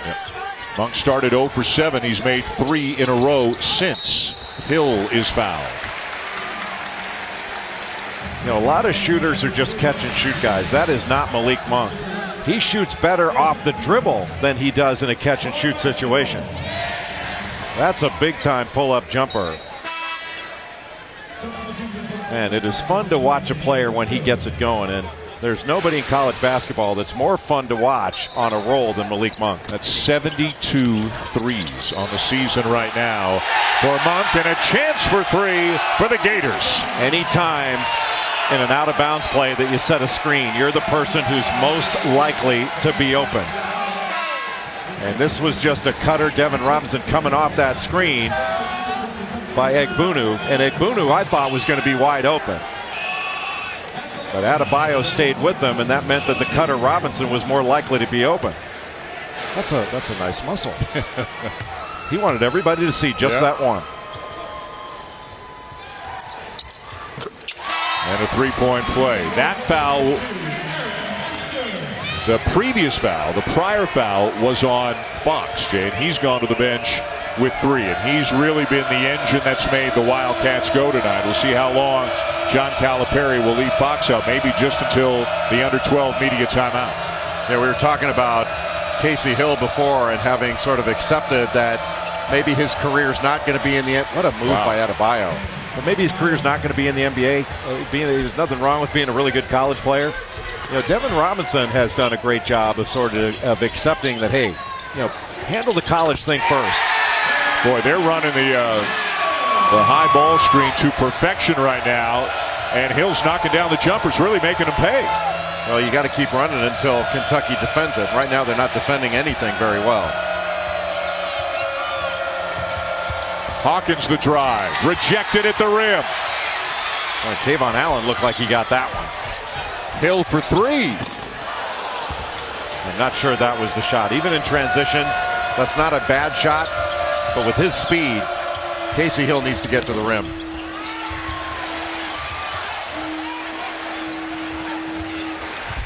Florida has done a great job of contesting shots around the rim. Blocking shots, making shots difficult around the rim.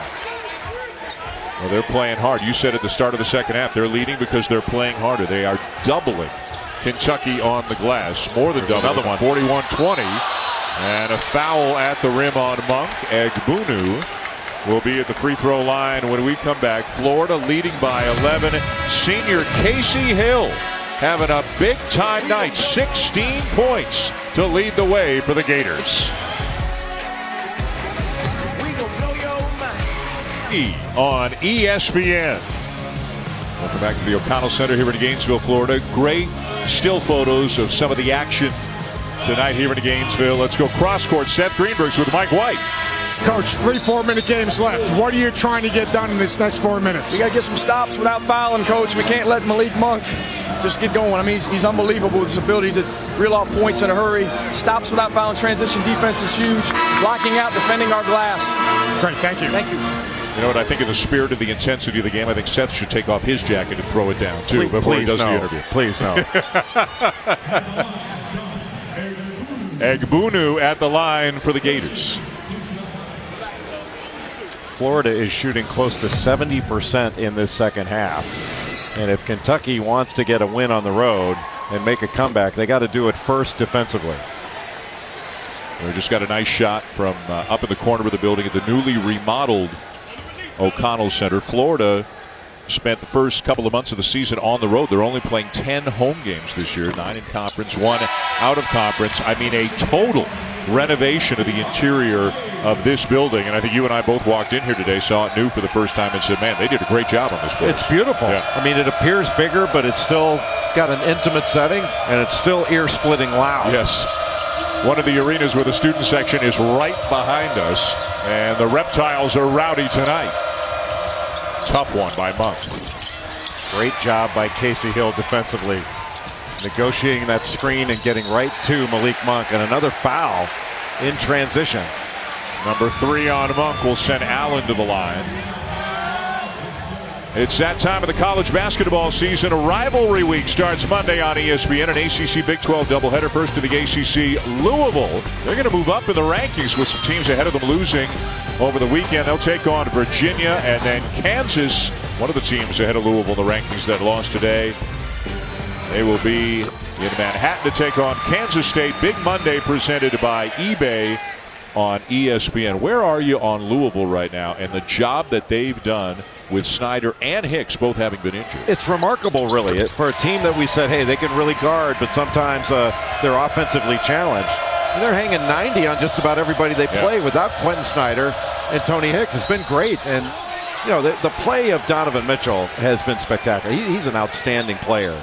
But then they're going against Virginia, which is so difficult to play against. Remember, I wondered, you know, why teams don't try to force Fox to go right more. Yeah, that doesn't work.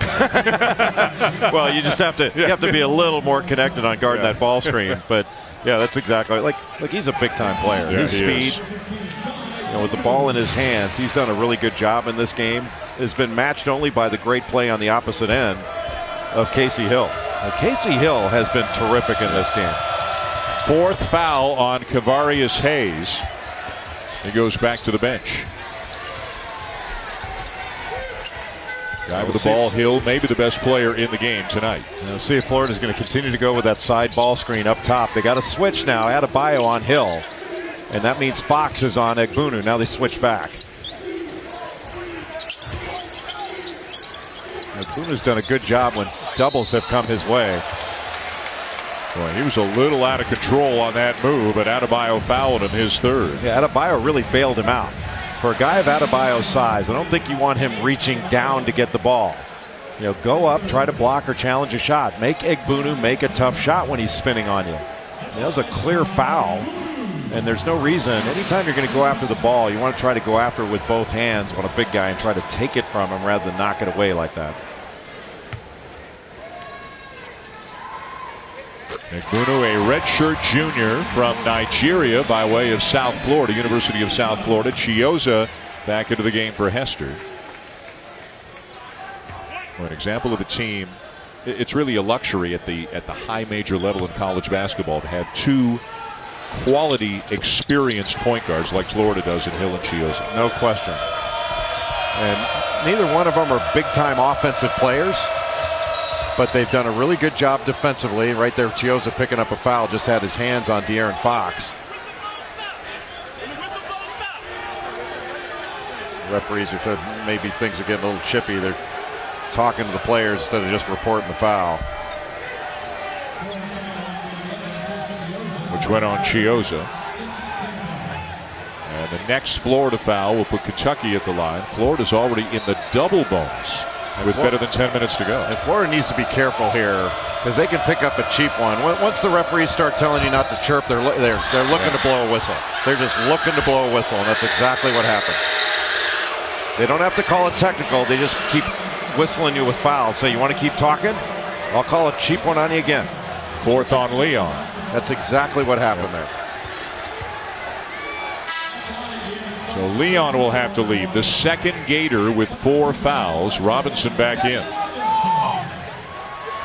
I don't know how easy it is to come up with a stat like this, but I wonder where this guy ranks in terms of drawing fouls this year in the country. No, that is a stat. He draws fouls. Yeah. I mean, you know, with he and Monk and Briscoe, they get to the line combined about 15 times a game. He looks like he can get a foul on somebody anytime he wants just with his incredible speed. Well, he has to attack off the dribble. He's not a great shooter. Yeah. But with his attacks in transition and in the half court when he's aggressive. And I think Malik Monk needs to be more aggressive off the dribble as well. Little 2-3 zone right now for Kentucky. There is a ton of time left in this game, just past the midway point of the second half. And there are some things along the baseline. If Devin Robinson and Egbunu operating along the baseline, they can get some good things. Chiozza off to Hill. Kick in the corner. Robinson gets it off, and it rattles in. Boy, what a fake. Kept that left foot down on the ground and able to make that shot. That was impressive by Devin Robinson. Adebayo loses the handle. Allen shovel pass. Egbunu will slam it home.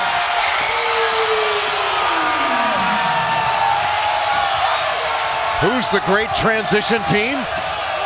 Looks like Florida right now.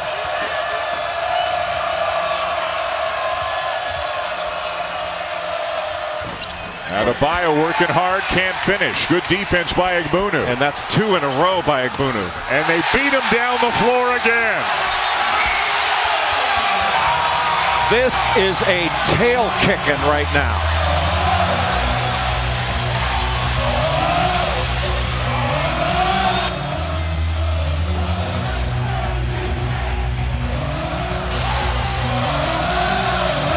Dan, the defense from Florida has been excellent all game long. John Egbunu just made 2 excellent defensive plays in the post on Bam Adebayo. He stayed low, gave Adebayo some space, knocked the ball away, Florida in transition. He stays low, he forces Adebayo into the middle and forces him to try to shoot over. Transition. Look, he knocks the ball away, did a great job of staying low, ran the court, and gets the dunk. That's a big-time play by John Egbunu. And then he makes Adebayo score over the top with the left hand, and it turns into a layup on the other end. That's outstanding basketball defensively and turning defense into offense. The old ball coach. And I like it when they throw that ball long. Steve Spurrier enjoying it here. Don't just hand that thing off. Throw it down the field. Florida shooting 75% in the second half, 12 out of 16. 4 or 5 times in this half. Couple of buckets for Kentucky, little momentum shift, but they haven't been able to sustain it. No, and you got to give credit to Florida. We talk about energy now. The word now is energy. When I was playing, it was called playing hard. And they're playing harder. That's all it is. Yeah. Like, Florida's just playing harder than Kentucky. And all 5 of them are playing hard together. Now, certain guys for Kentucky are playing hard, but all 5 of them aren't playing hard together. And when you play hard together, that's when you got something really good. And I'm telling you, Florida's got something really good here. Let's go to Maria. Coach Cal said at halftime too, Jay, that at the end of the day, they're going to have to fight this one out. He's going to find out whether or not his team is willing to do so, because that's what it's going to take in the second. Well, he's not going to like that. That's too easy. Not a lot of fight on the defensive end right now for the Wildcats. Well, the Wildcats are going in different directions, and Florida has been together and has stayed together. Good D by Chiozza. This is impressive. Wow. That was 17 seconds of a defensive clinic put on by the Gators right there. What that is to me is 5 playing as 1. Florida has been not good defensively. They've been excellent. Well, just a couple of weeks ago, they lost at South Carolina. Then they lost at home to Vanderbilt. And after that game, Mike White had a meeting. And he said, we forced everybody to talk. We forced them to get things out in the open. And ever since then, to your point, he feels that his team is much more connected than they were prior. Yeah, and even in that meeting, when guys said things, there were certain guys that said things that maybe the coaching staff didn't agree with. But just getting everything out on the table where guys could relate to one another, they felt comfortable enough that they could challenge each other, was, according to Mike White, a big moment for this team. And I'm telling you, they haven't played anywhere near their best on the offensive end. This team can be better offensively, but what they have done is put a clinic on defensively. This has been an excellent defensive performance and a clinic in playing hard. Their last 3 games, they beat LSU by 35, Oklahoma by 32, Missouri by 39. But a lot of people said, and with some justification, okay, that's great, but those are not quality teams this year. Let's see what they do against Kentucky. This game Gator fans came into it saying, okay, if this team is as good as they hope they are, tonight is the night to prove it. And they're proving it. You talked about a signature win, getting a big win over a top-ranked opponent. I mean, to this point, it doesn't look like a win. It looks like a tail-kicking win. And what do we have already today? 2 has lost, 3, 5, 7, and 9. So if Kentucky loses this game, 6 of the top 10 will have lost today or tonight. Well, you can understand a lot of that when it happens on the road. You had some good teams losing at home today, which is really kind of surprising. Walk. Oh, offensive foul. Using the left arm to create a little bit of space. We'll have a timeout with 7:52 to go. Gators by 20. ESPN's exclusive presentation of college basketball is presented by AT&T.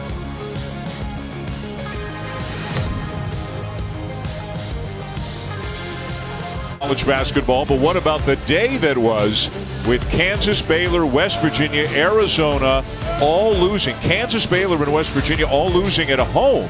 Also, Virginia was beaten by Syracuse. Look out. Here come the Orange. They're playing much better right now. Gonzaga still #1, still undefeated. They are just underway over on ESPN2 against Santa Clara. And a reminder, a week from tonight, game day will be in Moraga, California, the home of the St. Mary's Gales. St. Mary's and Gonzaga, the top 2 teams in the West Coast Conference, and Gonzaga still undefeated, looking like very possibly a #1 seed, of course, especially if they can run the table through the regular season. So, boy, college basketball, Jay, is serving up a lot of really fun stuff right now. There are a lot of teams that have a chance. I still think there are recognized favorites down the stretch, but a lot of teams that I think have a chance. And Malik Monk, this hasn't been a very happy birthday thus far for him. He's on the bench right now with 4. Egbunu just picked up his 4th, so Skylar Rimmer back into the game for the first time here in the second half. Egbunu had a tough time getting out of the way of Isaiah Briscoe. He just made a fabulous spin move along the baseline, but came away with nothing on the free throw line.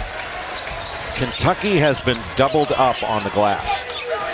Doubled up. Stunning. I mean, it's 44-22, and it's 14-4 on the offensive glass. Kentucky can't even find a second shot.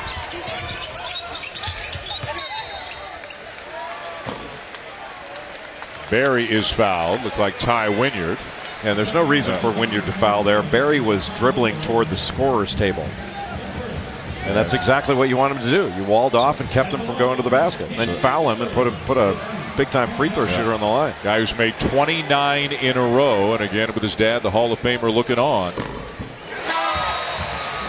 The underhand technique works again. 30 in a row for Barry.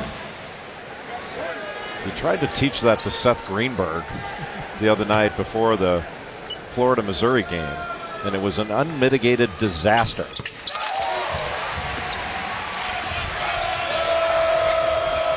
.31 in a row, and it's a 22-point lead. And where do you go for points right now? Fox. Out of bounds, Florida ball. This is not a scoring lineup on the floor right now for Kentucky, but I think John Calipari just wants players on the floor. They're going to play hard. And nothing has worked. And whatever button John Calipari has pressed, it's been empty. Right now, Monk on the bench, Briscoe on the bench, although Monk's getting ready to come back in.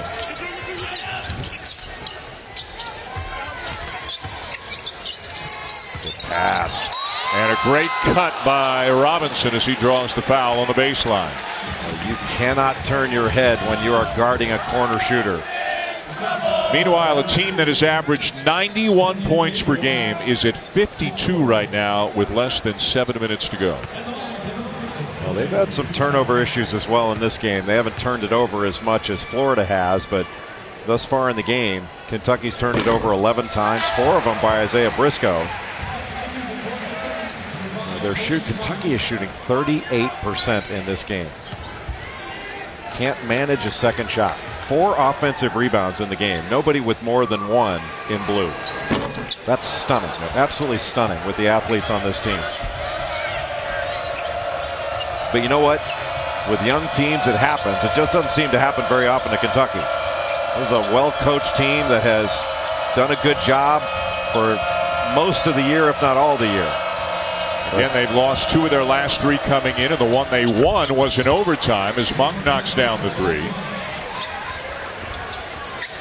Yeah, there's no way that Skylar Rimmer can be expected to stay with Malik Monk off that side ball screen.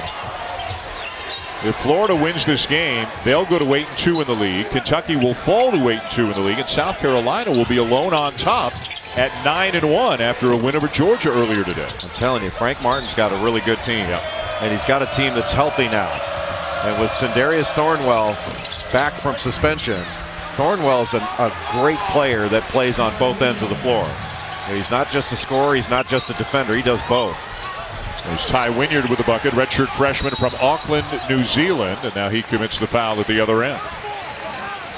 Ty Wynyard's father is a lumberjack champion. I think he's a 16-time world lumberjack champion. 16 times. Wow, it's pretty good. Although there's been nothing but chopping wood in this one for Kentucky. This has been a struggle from the opening tap.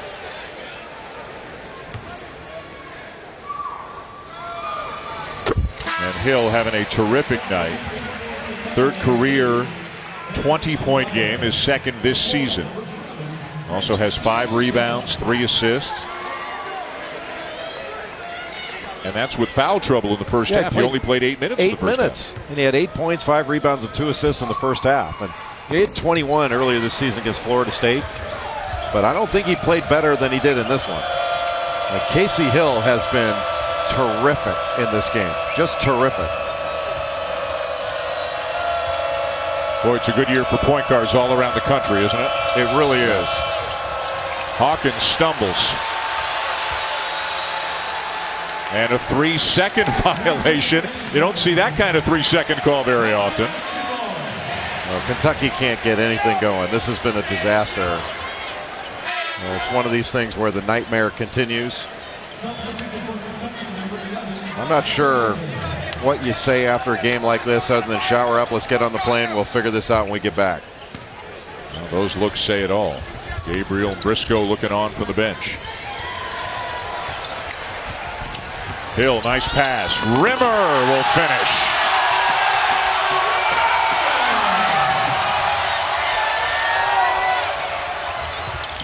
Monk, no. Mulder the save. Mulder the 3, got it. Boy, he can really shoot it. Michael Mulder can stretch a defense. Coming into this ball game, I mean, most of his damage is done from 3-point range. But getting him back and healthy, he's going to have an opportunity to help this team before the season's over. Michael Smith and Jamel Hill are on the new 6 o'clock Sports Center on ESPN. They're bringing their own brand of style and personality to the show with sports, music, movies, and more. The 6 starts Monday. Also available streaming live on the ESPN app and watch ESPN. If you had to pick one player who has risen above all others in tonight's game, this would be a good place to start. Well, we go from Jamel Hill to Casey Hill, and Casey Hill has been the star of this ball game. You know, his mindset is great. It has only been about winning, about playing great defense and leading. We've talked about his elite speed and quickness and how disruptive he can be defensively. He has been hardened by criticism over his career, but has blocked out all the noise this year, and he certainly blocked out the noise in this game. And he has been absolutely spectacular in limited minutes.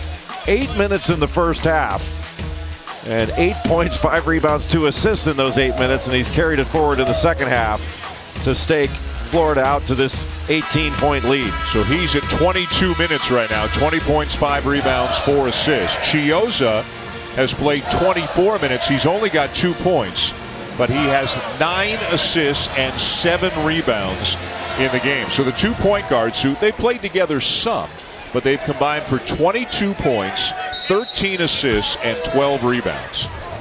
Really a terrific performance by this entire Florida team.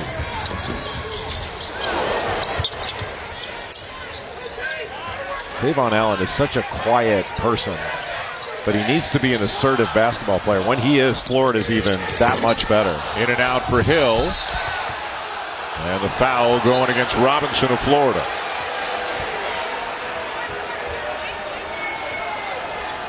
Double bonus both ways, and Kentucky will shoot a couple with 4:24 to go.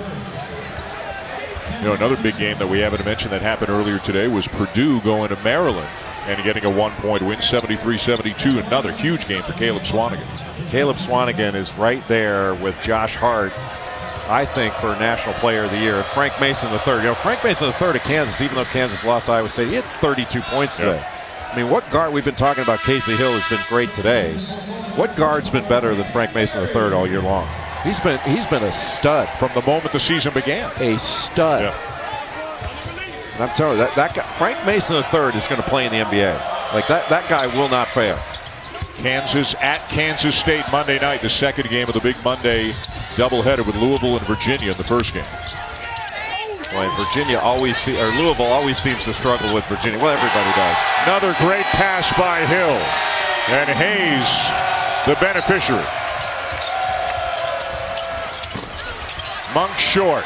Here goes Hill again. He looks like he could play another game tonight. He's still got tremendous energy.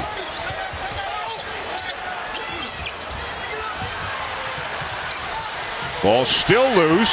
Chioza's got it. Only one guy was on the floor, and it was Casey Hill. Everybody else in blue was bending over at the waist. And that was a microcosm of this entire game for Kentucky.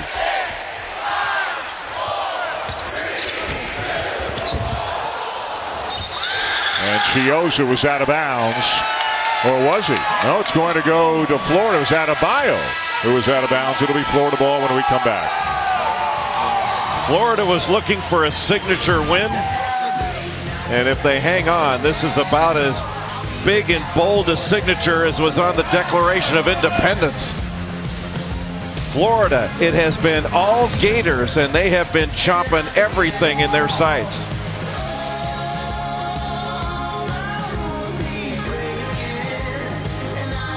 Working hard, getting after it earlier today during one of the team shoot-arounds. You laughing at one of my jokes, as you should. What are the odds?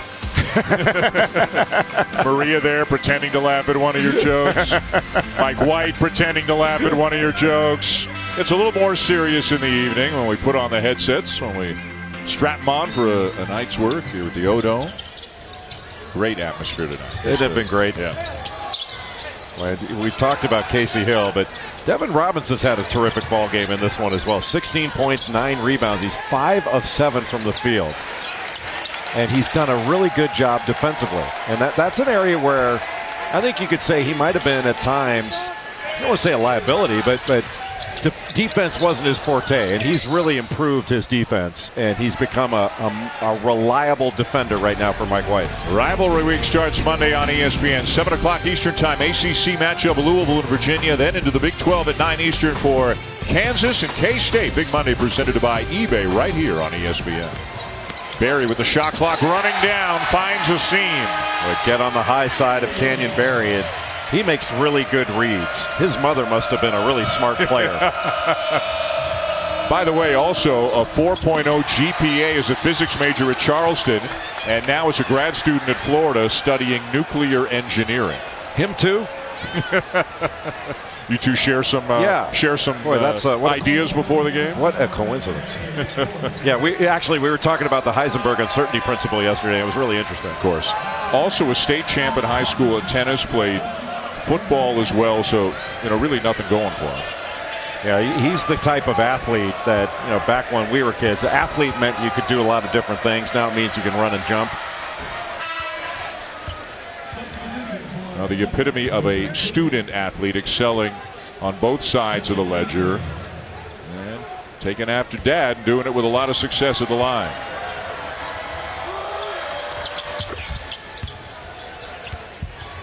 There's a lot of experience on this team. So many high major teams have so many freshmen and sophomores. Florida's got a lot of juniors and seniors. Yeah, and experienced talent oftentimes will win over super talent that is inexperienced. And that's what, Dan, that's what's made Kentucky's run under John Calipari since 2009-2010 so incredibly impressive, is that he's won at that level with so many first-year players, and he's got to sort of reteach a team every year, a brand new team. And a lot of coaches complain about, oh, we're so inexperienced, we don't play. He's inexperienced every year, and he teaches his way through it. Now, they're getting it handed to him here, but this has not been the norm. For most young teams, this would be the norm. This has not been the norm for Kentucky. It's been the anomaly. 4 Final Fours, 1 national championship in 7 years at the helm of the Wildcats. It's really remarkable with the amount of young players he's had. And 2 years ago, that was one of the great teams that I can remember in my time doing this. 38-0 before they lost to Wisconsin in the national semifinal. You see Briscoe, Monk, Fox, and Adebayo on the bench, and it looks like they may be done for the night with just 2.5 to go, and the matter seemingly in hand in favor of the Gators. Not the way that the Kentucky team hoped tonight would go or end. Some long faces on that Wildcats bench. This is going to be their 3rd loss in their last 4 games. Well, you got to give a lot of credit to Mike White and how he prepared his basketball team. I thought Kavarius Hayes, that was a good rebound. Yeah, I agree. That wasn't an over the back. That's what Mike White's saying. That's a tough call. I think Hayes fouled out on that one too. Look, there's going to be some contact and rebounding, but that was not a bad rebound. That was a good rebound. But Mike White prepared this team extraordinarily well. They were ready for a bare knuckle brawl in this one, and they established, instead of establishing a rhythm on offense, they established their rhythm on defense, and that was impressive to watch.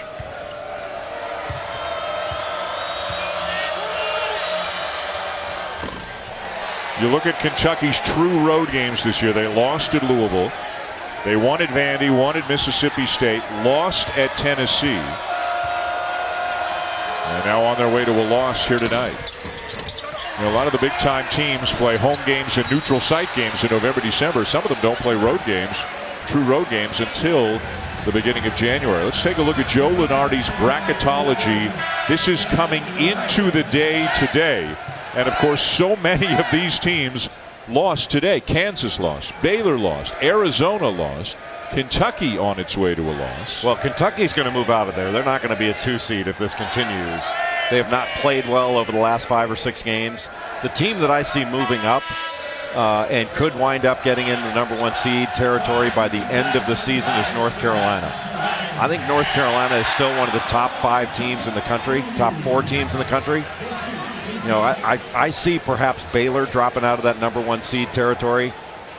Gonzaga's going to get one. Yeah. Like, Gonzaga's a #1 seed. That's almost over now. Gonzaga's playing Santa Clara on ESPN2 right now, up 5 in the first half. North Carolina will play Notre Dame tomorrow afternoon, 1 o'clock Eastern time on ESPN News, the game that was rescheduled from today because of the water crisis in Chapel Hill. Louisville's got a claim when we wake up tomorrow morning. If we've got an email in our inbox from Dr. Lunardi, Louisville's got a claim at a #1 seed right now. They do now, but long term, I see more North Carolina being the team that winds up with. I mean, there's a long way to go. Yeah. We always say if the tournament started today, and it doesn't, but it's always fun to talk about. Inside 2 minutes. Hawkins has it taken away by Chiozza. Just typical of this game. Chiozza limping up the floor after making another great defensive play. Really, Kentucky's been dominated in this game by Florida's defense and dominated on the glass. And Florida has moved the ball beautifully, too. Everybody's getting a touch. Well, I think Kentucky's kind of out of gas in this one right now. This thing was decided 5 minutes ago. Chiozza just pulled down his 8th rebound to go with 10 assists. He's only got 2 points. We mentioned had a triple-double against Missouri. earlier this week. The first by a Gator since Nick Calathis had a couple back in 2009. And how about when you asked Mike White today, did you know that Chiozza had a triple-double chance? And he said, no, I was alerted to that by Chris Chiozza. Yes. He said, put me back in. I'm going to get a triple-double. He made me aware. Numbers for Kentucky. Hawkins misses the three. Chiozza, another rebound, his 9th. What a confidence builder this has to be. When you're trying to build a program up into national prominence, this is a confidence builder, not only for Mike White, but for his team and for their belief in what he's trying to do here. Tuesday night, they'll be in Athens. They'll take on Georgia on ESPN2. And that is going to be a tough game because Yante Mate and J.J. Frazier are really good players. Whoa! Egbunu with the exclamation point. I can't remember seeing Kentucky get beat like this. Give Florida a ton of credit. Their defense was a joy to watch. Mulder will lay it in, and now the Gators will run out the final seconds and enjoy the fruits of their labor with a dominant performance against the Wildcats.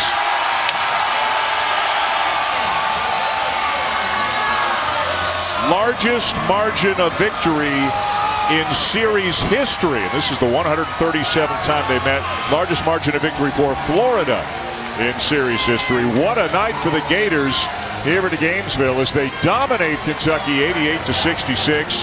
And it's tight at the top in the SEC right now. Both of these teams at 8-2. South Carolina's at 9-1. Outside the lines, football forever coming up next. So long from Gainesville.